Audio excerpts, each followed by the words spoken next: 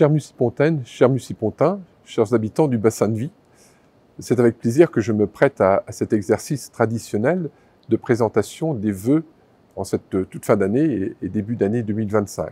C'est l'occasion également de dresser un bref bilan de l'année qui vient de s'écouler et de lancer quelques perspectives pour l'année à venir.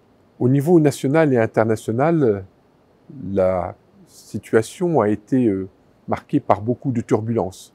Au niveau international, la guerre en Ukraine a perduré avec une intensité toujours plus grande et nous avons une pensée d'ailleurs pour la communauté ukrainienne avec laquelle nous avons des liens très fréquents et qui est dans notre bassin de vie et leurs familles également qui sont restées en Ukraine ou qui sont aux confins de la Pologne.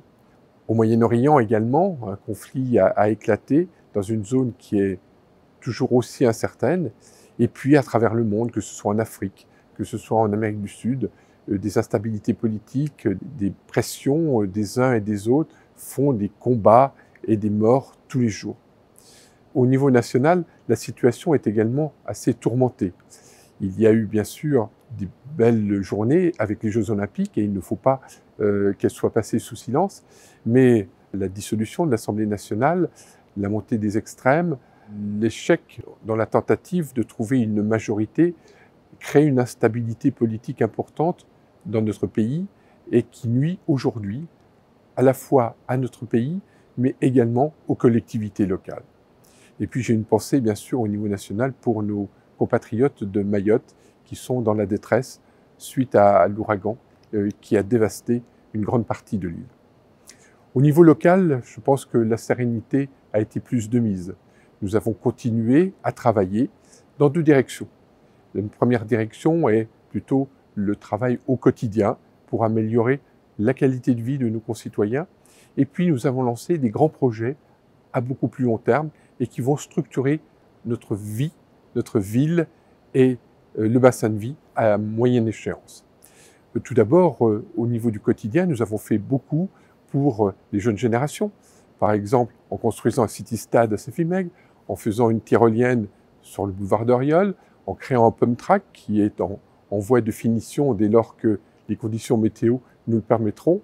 Et puis nous avons réalisé également de gros travaux dans les écoles pour l'apprentissage, pour améliorer les conditions d'apprentissage, mais également pour améliorer l'isolation et la qualité environnementale de nos groupes scolaires, que ce soit à Pompidou avec le plateau d'évolution sportive, que ce soit la cour des imperméabilisés de l'école Saint-Martin, et puis les gros travaux d'isolation de l'école Procheville sur l'ensemble des deux bâtiments, que ce soit la maternelle ou que ce soit l'école élémentaire.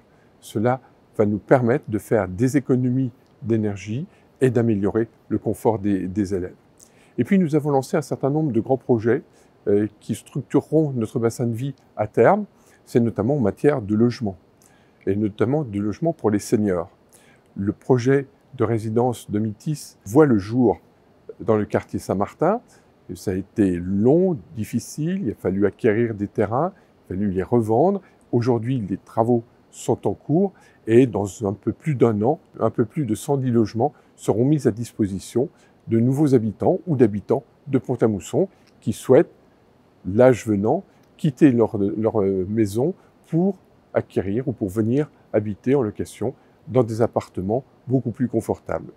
Et puis il y a le gros projet de rénovation de la résidence Philippe de Gueldre qui est également lancé, où là aussi le confort des résidents sera amélioré, notamment en termes d'isolation thermique et en termes de fluide. C'est un chantier énorme qui va durer encore 1 an et demi. Vous voyez que là, nous investissons sur le long terme. De même que nous avons investi sur le long terme avec le réseau de chaleur qui a été finalisé.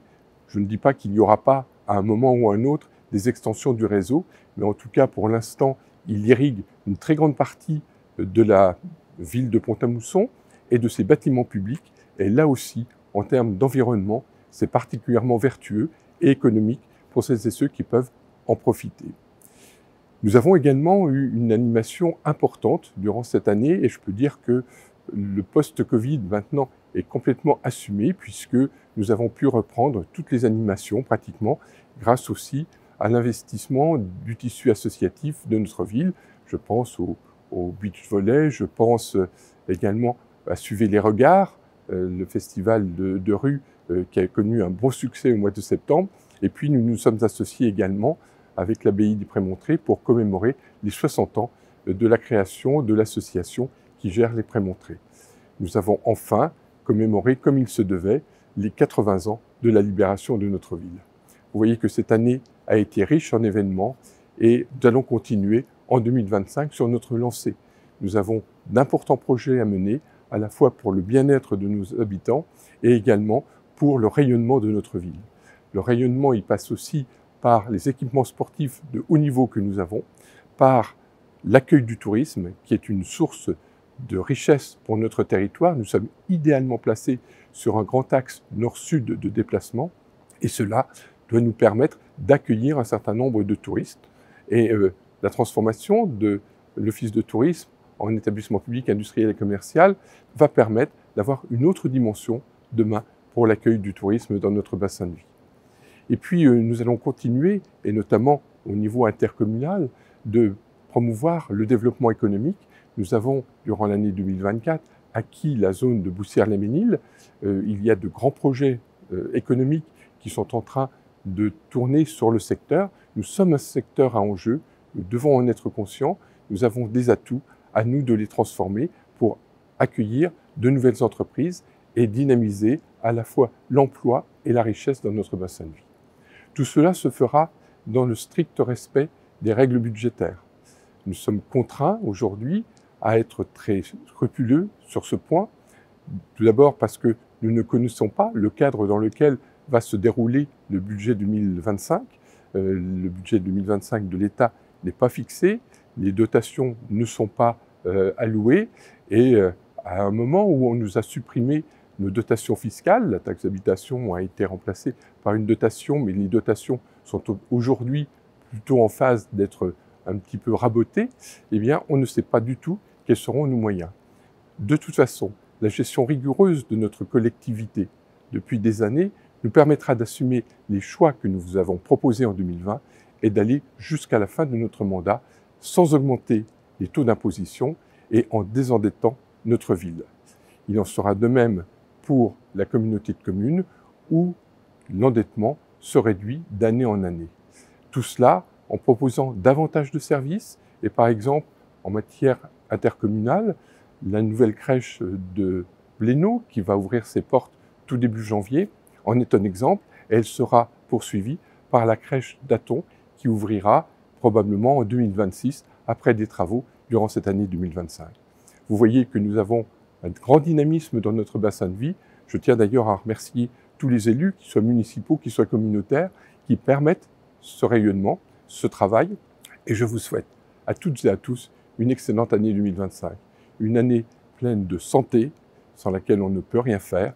Une année pleine de dynamisme, de concorde et surtout de paix, parce que c'est un bien que l'on sait être mis à mal à un certain nombre d'endroits tout près de chez nous. Et c'est quelque chose qui, même s'il nous semblait qu'il était acquis définitivement, ne l'est jamais. Bonne et heureuse année à toutes et à tous.